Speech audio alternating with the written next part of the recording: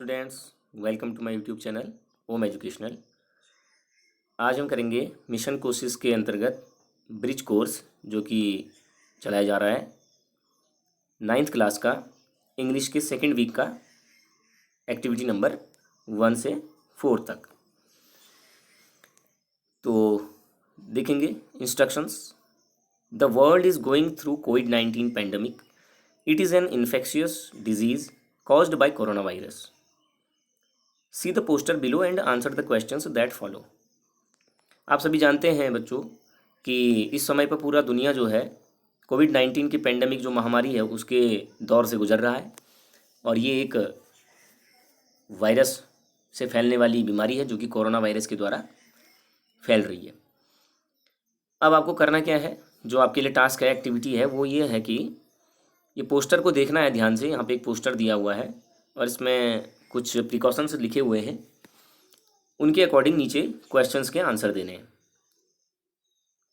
तो आप सभी जानते ही हैं, टीवी में, न्यूज़ में बार बार आप सुनते हैं कि क्या क्या प्रिकॉशंस हैं और कोविड-19 का जो ये समय चल रहा है इसमें क्या क्या चीज़ें सामने हमारे आ रही हैं। तो बहुत ज़्यादा दिक्कत आपको इस क्वेश्चन को बनाने में नहीं होनी चाहिए। चलिए शुरू करते हैं। देखिए पोस्टर को ध्यान से देखेंगे, आपको इसमें लिखा हुआ है the poster below mentions some dos and don'ts to protect ourselves from कोविड-19। तो इस पोस्टर में हमको वो चीज़ें दी गई हैं जो कि हमको करनी है और जो हमको नहीं करनी है, डूज एंड डोंट्स। इस पेंडेमिक के दौर में, इस कोविड-19 के दौर में अपने को और अपने परिवार को बचाने के लिए जो भी चीज़ें हमको क्या करना चाहिए और क्या नहीं करना चाहिए वो सब यहाँ पर मेंशन किया हुआ है। वियर अ मास्क, मास्क पहनना चाहिए। वॉश योर हैंड्स फ्रीक्वेंटली, अपने हाथों को फ्रीक्वेंटली हमको धोते रहना चाहिए। नंबर 2, नंबर 3 में हम यहाँ से बढ़ेंगे। नंबर 3 में देखते हैं कंसल्ट अ डॉक्टर इफ़ सिक, यदि बीमार हो तो डॉक्टर से कंसल्ट कीजिए। डू नॉट स्प्लिट, थूकना नहीं कहीं पे भी। स्नीज इन यूर एल्बोज, अगर छींक आ रही है तो अपने एल्बोज का यूज़ करें, एल्बोज में छींकें। कीप अ डिस्टेंस, दूरी बना के रखें। Don't touch your eyes, nose and mouth, अपने आँखें, नाक और मुंह को छूना नहीं है। डोंट पैनिक, और घबराने की कोई भी ज़रूरत नहीं है। Now we come to the questions. Question number 1, what precautions should we follow to save ourselves from कोविड-19। क्या क्या प्रिकॉशंस हमको फॉलो करने चाहिए अपने आप को कोविड-19 से बचाने के लिए। तो जितने सारे अभी हमने बोले ये सारे प्रिकॉशंस हैं, ये सारे आपको इसके आंसर में नोट डाउन कर लेने हैं। These are the precautions. Question number 2, how much distance should be mentioned between two people. दो पीपल यानी दो लोगों के बीच में कितनी कम से कम की दूरी मेंशन करके रखनी है। दिस इज 2 मीटर, यहाँ पे लिखा हुआ है at least 2 metre distance should be mentioned between two people. Question number 3, why should we stay at home, हमको घर पे क्यों रहना चाहिए। Why should we stay at home, हमें घर पर ही क्यों रहना चाहिए। We should stay at home to save ourselves and our families from कोविड-19 पैंडमिक। कोविड-19 के पैंडमिक से बचाने के लिए हमको अपने घर पर ही रहना चाहिए, खुद को और खुद के परिवार को बचाने के लिए। Because the covid is an infectious disease and it is spreading very fast. Question number 4, whom should we consult if we are sick. whom should we consult if we are sick, यदि हम कमज़ोर महसूस कर रहे हैं, बीमार महसूस कर रहे हैं तो हमको किससे कंसल्ट करना चाहिए। तो इसका तो वन एंड ओनली एक ही आंसर होता है कि जब भी हम बीमार महसूस करते हैं और कभी भी हम अपने आप को अगर सही महसूस नहीं करते तो हमको किससे मिलना चाहिए, डॉक्टर से। We should consult a doctor if we are sick.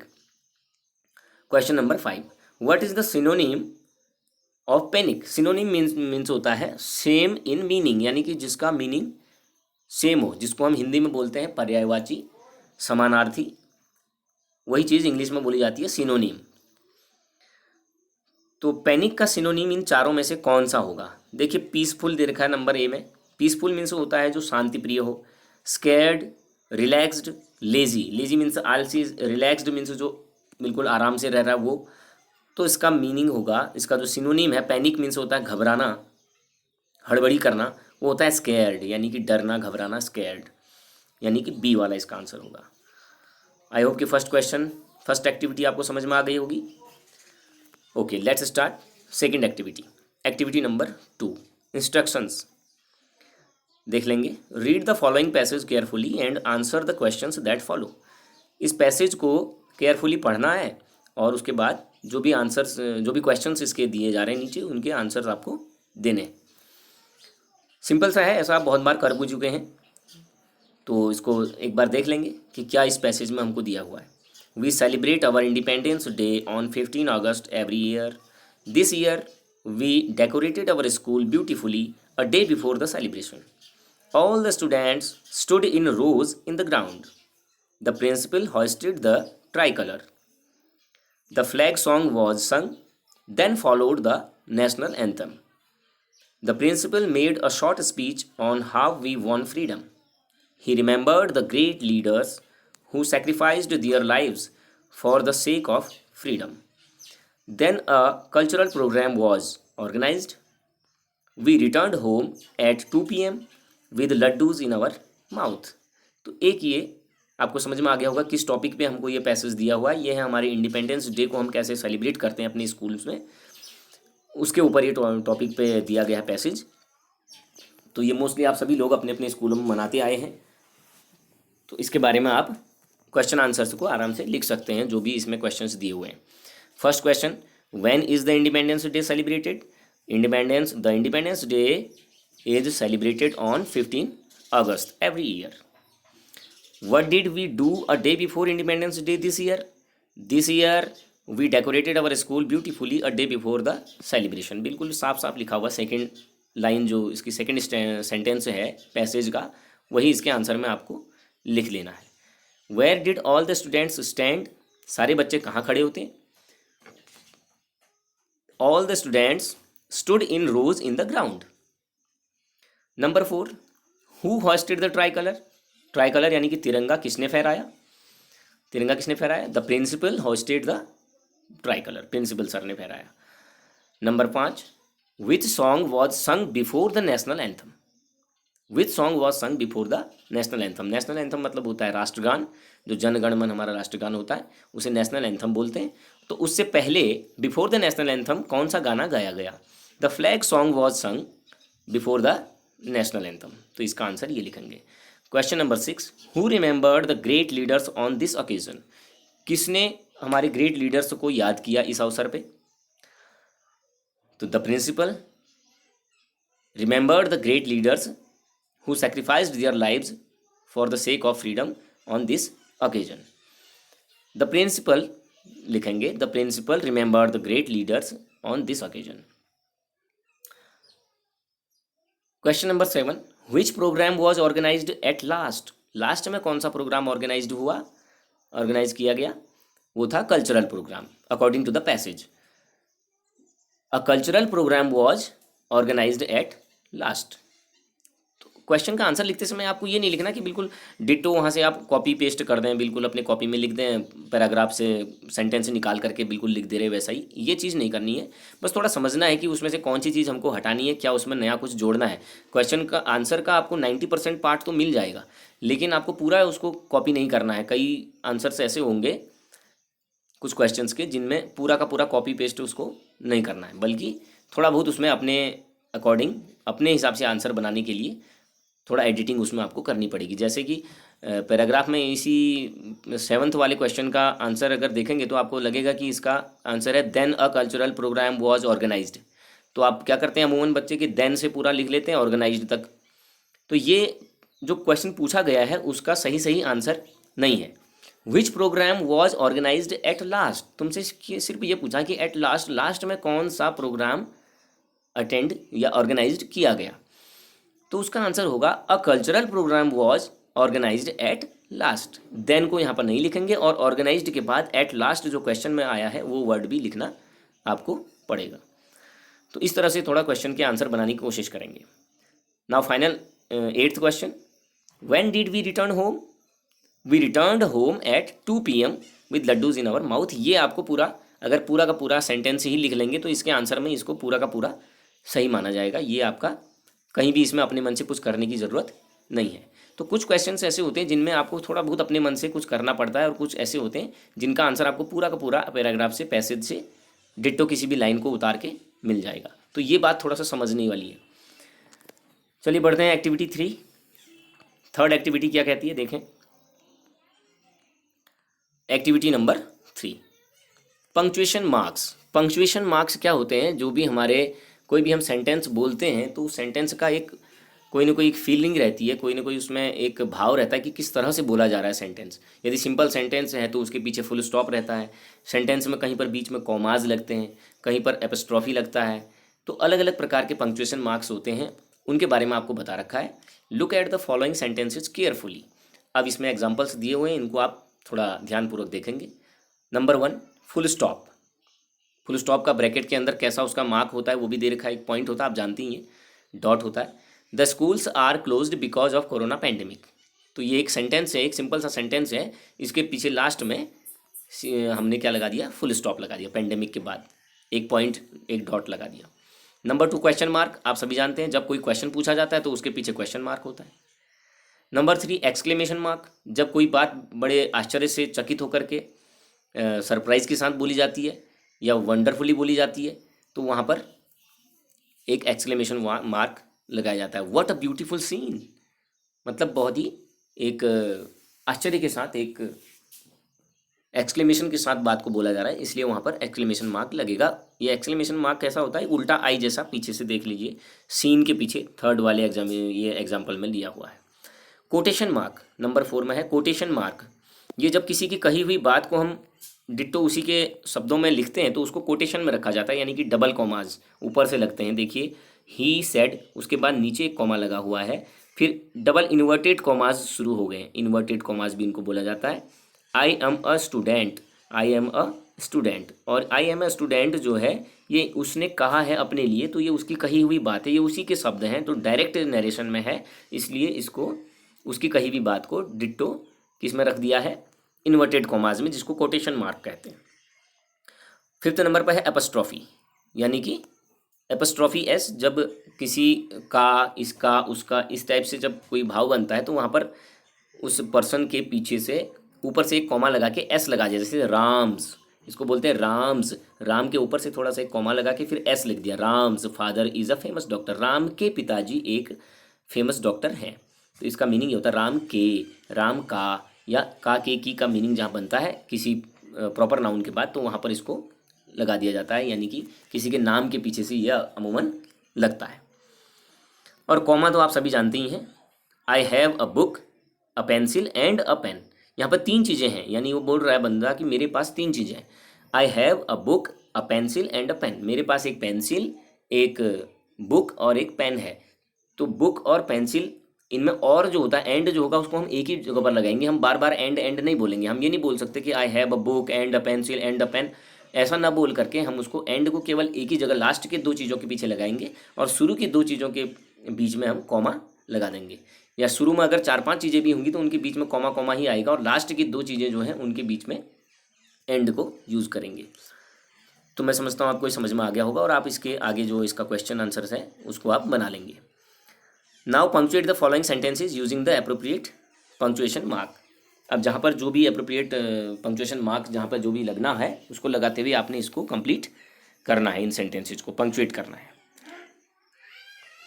First है, Rohan's friend is a famous cricketer. Rohan का दोस्त एक फेमस क्रिकेटर है। तो रोहन का के की आ रहा, मैंने बताया, और का के की में क्या आता है, जो कि एपस्ट्रॉफी 5th नंबर में जो दे रखा है। तो जैसे Ram's father is a famous doctor, same ऐसे ही आपको करना है, Rohan's friend is a famous cricketer. Second number, what a beautiful day, exclamation. यहाँ पर उस दिन के बारे में बड़े उत्साह के साथ बताया जा रहा है, एक्सक्लेमेशन के साथ बताया जा रहा है, तो यहाँ पर आ गया exclamatory mark. Why do you not want to attend online classes. तो यहाँ पर तो क्वेश्चन पूछा जा रहा है, वाई, व्हाट, ये सब चीज़ें क्वेश्चन के वर्ड होते हैं, तो इसमें पीछे सीधे सीधे आपको क्वेश्चन मार्क लगा देना है। She is so excited to meet her friends when the school reopens. तो यहाँ पर आप देख रहे होंगे कि एक सिंपल सेंटेंस है लेकिन इसके पीछे फुल स्टॉप नहीं लगा हुआ है, यही इसकी पंक्चुएशन की यहाँ पर कमी थी, इसको आपने पूरा कर देना है कि रीओपन्स के बाद आपने फुल स्टॉप लगा देना है। Fifth number, Sita, Gita and Ravi attended online classes. यहाँ पर 3 लोग हैं जो कि ऑनलाइन क्लास को अटेंड कर रहे हैं। उसमें गीता और रवि के बीच में तो एंड लगा रखा है, लेकिन सीता और गीता के बीच में आपको क्या करना है, कॉमा लगा देना है। तो जो 6th नंबर का एग्जाम्पल है उसी के अकॉर्डिंग आपको सीता और गीता के बीच में कॉमा लगाना है। Number 6, Vinay asked when will we be able to go to school. तो यहाँ पर विनय ने कुछ पूछा है और विनय ने जो बात पूछी है उसको उसी के वर्ड्स में रख दिया गया है, डायरेक्ट नरेशन में रख दिया गया है, इसलिए उसको आपने क्या लगाना है, कोटेशन मार्क लगाना है, जिसको हम इन्वर्टेड कॉमास कहते हैं। विनय आस्क्ड के बाद जो कॉमा नीचे से लगा है उसी के बाद जस्ट व्हेन से जस्ट पहले आपको डबल कॉमास स्टार्ट करने हैं और स्कूल के बाद क्वेश्चन मार्क के बाद आपको उस डबल कॉमास को क्लोज करना है। जैसे कि यहाँ पर 4th वाले एग्जाम्पल में दिया गया है, आई एम अ स्टूडेंट में आई से ठीक पहले डबल कॉमास लगा है और स्टूडेंट के बाद जाकर के वो क्लोज हुआ है। तो इस कॉमास के अंदर जो भी चीज़ है, जो भी बात है, वो सेंटेंस पूरा उसके द्वारा कहा हुआ है। 7 number, yes we should attend online classes. Yes we should attend online classes, यहाँ पर यस के बाद क्या लगेगा, कॉमा। बी केयरफुल, इसमें ये भी एक्सक्लेमेशन के साथ कहा जा रहा है तो इसलिए इसको बी केयरफुल, यहाँ पर एक्सक्लेमेशन भी लगा सकते हैं। और बी केयरफुल अगर सिंपल रूप से कहा जा रहा है तो इसमें एक कॉमा भी आप ना पीछे से आप इसमें फुल स्टॉप भी लगा सकते हैं।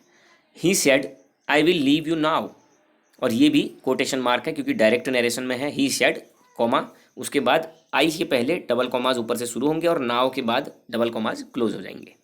हाउ ब्यूटीफुल, इसमें आ जाएगा एक्सक्लेमेशन मार्क। तो ये इसको आप बना लेंगे। अब बढ़ते हैं एक्टिविटी 4 की तरफ। एक्टिविटी नंबर 4, एक्टिविटी नंबर 4 देखिए 4 में क्या है, वर्ब के बारे में बताया जा रहा है। A verb is a word that shows an action और अ स्टेट। ऐसे वर्ड जो कि किसी एक्शन को शो करते हैं या किसी चीज़ की किसी अवस्था को बताते हैं, तो वर्ब होती है। जनरली आप वर्ब के बारे में जानते भी हैं। Read the following sentences carefully and see the use of 3 forms of the verb. Verb की 3 फॉर्म्स होती हैं, आपको पता होगा। वर्ब की अमूमन कितनी फॉर्म रहती हैं, 3 फॉर्म रहती हैं, फर्स्ट फॉर्म, सेकंड फॉर्म और थर्ड फॉर्म, जिसको हम आम बोलचाल में अपने कहते हैं। और 4th में हम बोल देते हैं आईएनजी फॉर्म। ठीक है जी। तो वैसे उनको क्या कहा जाता है, प्रेजेंट फॉर्म, पास्ट फॉर्म और पास्ट पार्टिसिपल फॉर्म। 3 फॉर्म्स के नाम जो है फर्स्ट, सेकंड, थर्ड हम बोल देते हैं, लेकिन उसके नाम जो होते हैं वो होते हैं प्रेजेंट फॉर्म, पास्ट फॉर्म और पास्ट पार्टिसिपल फॉर्म। तो इसमें एग्जांपल्स दिए हुए हैं। I teach you English, teach is in present form, teach जो है यहाँ पर प्रेजेंट फॉर्म में है। The boys play in the field, लड़के फील्ड में खेलते हैं, यहाँ पर प्ले भी प्रेजेंट फॉर्म में है। आई ड्रैंक वाटर, यहाँ पर आई ड्रैंक वाटर, मैंने पानी पिया, ये सेकंड फॉर्म आ गई, यानी कि पास्ट टेंस में आ गया, पास्ट फॉर्म आ गई। 4th number, C सैंग a song, यहाँ पर सिंग का सैंग है सेकंड फॉर्म, तो ये भी जो है आपका पास्ट फॉर्म है। We have finished our work, हम अपने काम पूरा कर चुके हैं, यहाँ पर पास्ट पार्टिसिपल आया है। Our class teacher has taught us English, यहाँ पर भी टॉट जो है ये पास्ट पार्टिसिपल के रूप में आया है। Now complete the following table with the correct form of verb. अब आपको क्या करना है कि जो टेबल दिया हुआ है, इस टेबल में प्रेजेंट फॉर्म, पास्ट फॉर्म और पास्ट पार्टिसिपल फॉर्म के 3 कॉलम्स बने हुए हैं और इधर कुछ वर्ब्स लिखी हुई हैं। उन वर्ब के आपको जहाँ पर जो भी फॉर्म ब्लैंक है उसको आपको फिलअप कर देना है करेक्ट फॉर्म के साथ। जैसे पहला है फील, फील प्रेजेंट फॉर्म में फील होता है। सेकंड फॉर्म इसका पास्ट फॉर्म इसका छोड़ दिया है, ब्लैंक कर दिया है, तो यहाँ पर क्या आता है, फील के बाद फेल्ट, और फेल्ट ही इसकी पास्ट पार्टिसिपल भी रहती है, feel, felt, felt. Second number में प्रेजेंट में छोड़ दिया है और पास्ट पार्टिसिपल फॉर्म दी हुई है, डिड और डन। तो ये डिड और डन किसका पास्ट पार्टिसिपल और पास्ट फॉर्म होता है, ये होता है डू का, डू डिड डन। ऐसे वर्ब की फॉर्म याद की जाती है, डू डिड डन, तो यहाँ पर आपको प्रेजेंट फॉर्म में डू लिख देना है। गो वेंट गॉन, थर्ड वाले में आ जाएगा gone. Sell, sold, sold, sell का जो सेकंड फॉर्म होता है वो भी सोल्ड होता है और थर्ड फॉर्म यानी पास्ट पार्टिसिपल भी सोल्ड होता है। राइट, रोट और थर्ड क्या होगा, written, write, wrote and past participle form written. Next वाले में पास्ट फॉर्म है सॉ और पास्ट पार्टिसिपल है सीन, तो ये किसका फॉर्म होता है? ये होता है सी। सी मीन्स देखना, SEE सी। तो इसका प्रेजेंट फॉर्म हो जाएगा see, saw, seen. Think, thought, thought. इसका थर्ड फॉर्म यानी पास्ट पार्टिसिपल जो होता है वो थॉट होता है। वियर, वियर मीन्स पहनना, वोर मीन्स पहना, वियर, वोर। और यहाँ पर इसका थर्ड फॉर्म क्या होता है? पास्ट पार्टिसिपल क्या होगा? Worn, WORN, worn. Wear, wore, worn. Become, became, और थर्ड फॉर्म फिर से बिकम। जैसे कम का होता है कम, केम, कम, सेम ऐसे ही बिकम के साथ भी चलता है, बिकम, बिकेम, बिकम। नेक्स्ट है थ्रो। थ्रो मीन्स फेंकना, थ्रो का हो जाता है थ्रू, THREW।